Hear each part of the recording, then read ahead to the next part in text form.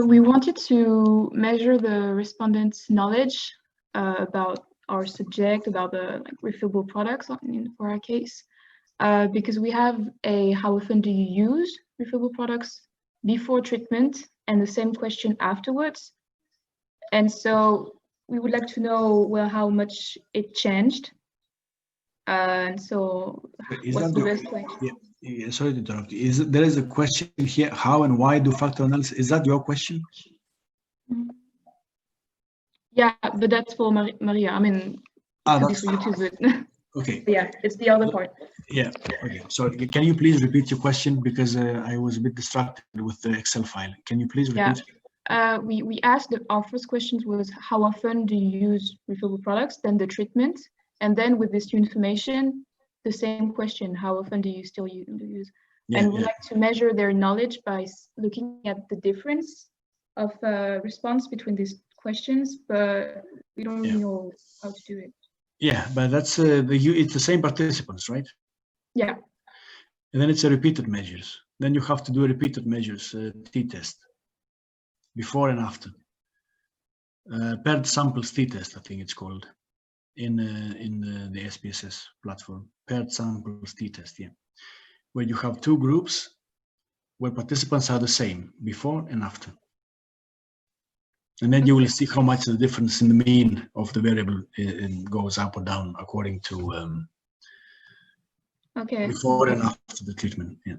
They could answer I don't know to this question, and so how do we add this part? I don't know. like a neutral kind of. A neutral can be in the middle. If it's a 7-point scale. Yeah, it wasn't even like that. It was rarely, often, very often. Yeah, yeah. And then I don't know. Yeah, I don't know. I don't know. Probably you have. What kind of code have you assigned to it? Is it a 5-point scale you used or what? Anyway, if it's a 5-point scale. 4 or 5. If it's a 5-point scale, then the I don't know gets a value of 6 probably, right? Okay. And that gives an issue in the interpretation of what you get. Yeah. Because if the minimum value is 1 and the highest value is 6, and 6 doesn't mean anything in this case, then you have an issue. You have to remove these. You have to remove participants who have answered I don't know. Okay. If you want to treat the variable like in one, and if you want to, if you want to. No, that's what I would do. I would remove them. Yeah, the I don't knows. Yeah. All right. Yeah. Also, is it possible to add, like if we do the quantitative study first and then the qualitative, and add a factor to our conceptual model after the qualitative? After the what? After the qualitative study, for example, we find out that motivation has a big impact on attitude, but we didn't talk about it in our quantitative study, and so we can then add it afterwards to, I mean, made a... Yeah, but if it's before the data collection, you can add it, yeah, of course. But if you have already collected your data, how can you add it? In your quant? With the interviews. Sorry? With the interviews. Like, is it possible to, I mean, you can't prove it really, but... If you have collected your data, then you can't add anything posteriori. I mean, I understand that you might have identified the factor in your qual part, but then if